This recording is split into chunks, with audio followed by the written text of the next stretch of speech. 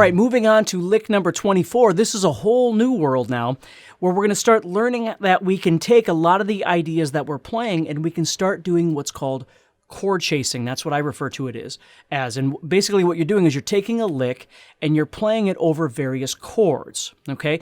Now, this is really cool, and it's a really different concept if you've never done this before.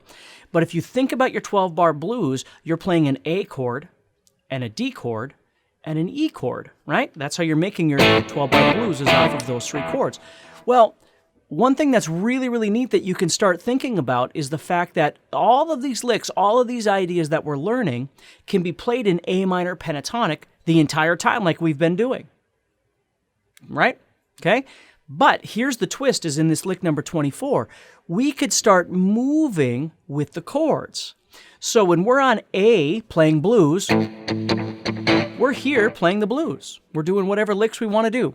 Then when it goes to the D chord, the 4 chord, we're going to head up to the actual D minor pentatonic. We're literally going to move up to this D minor pentatonic over that 4 chord, over that D chord, and play whatever licks we choose. Then when it goes back to the 1 chord, we're going to go back to the 1 chord. And when it goes to the 5 chord, we're going to go to the 5 chord, which is E. We're going to play E minor pentatonic. And when it goes to D, we're going to play over the D. And when it goes to A, we're going to play over the A. So we're chasing the chords around.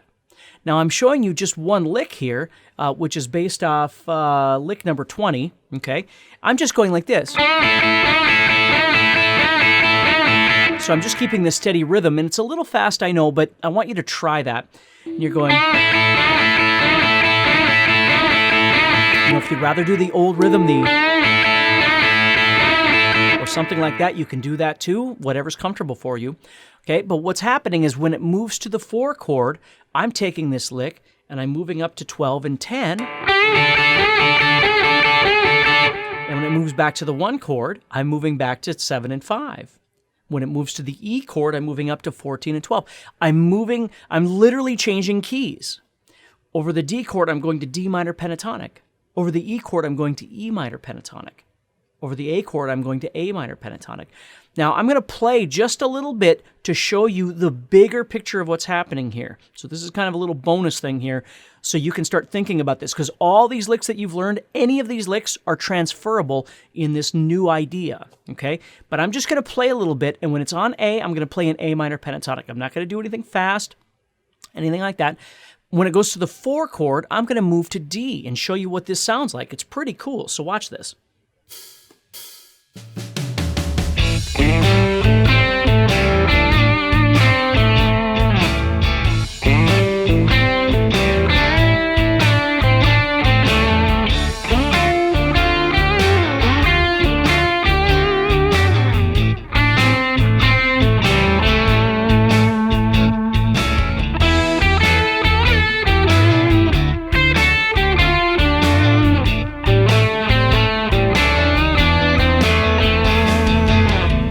Now, there I was just playing, right? Where the first thing that I did, the first thing that you watched, I was playing this one lick and moving it around, and it sounded phenomenal because we're used to hearing it. Guitar players do it all the time. So we could pick out a particular lick that we like and try it over these various things. Let's try, I think I'm a little out of tune, but let's try, let me show you, I'm going to do lick 20... No, I'll do lick 23. I'll do that one, lick number 23, which was this. Okay, that thing. And I might change up the rhythm a little bit just to make it a little more interesting, but I'm going to play that lick over and over and over and watch what happens.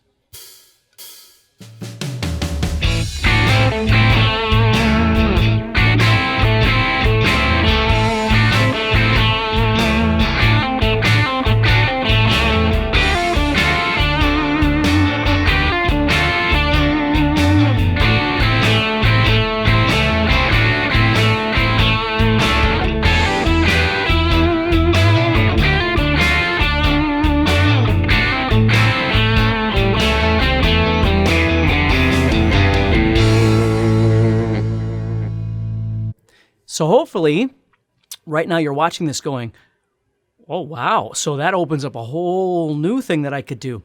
Again, I'm not trying to bury you with information. I just want you to start thinking outside the lines a little bit. So again, if you're learning licks just to learn them, perfect. Okay?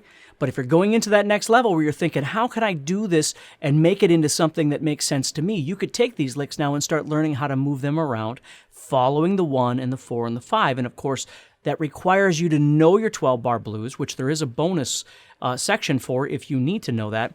But you need to know how the 12-bar blues goes, because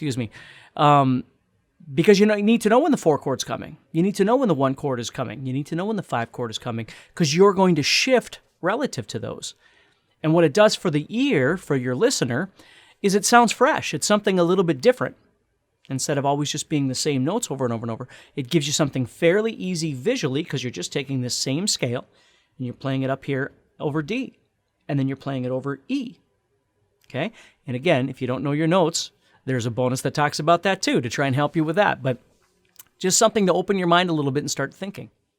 Hey, Steve here. I hope you liked the video. And if you're interested to see more blues playing like this with step-by-step instruction, please do me a favor and check out my Blues Licks guitar course. I think you're really going to enjoy it. And also, if you could subscribe to my channel, please hit the bell icon to get notified of any new stuff that's coming, and maybe share with your guitar friends or maybe a community that could use some instruction like this. Thank you so much.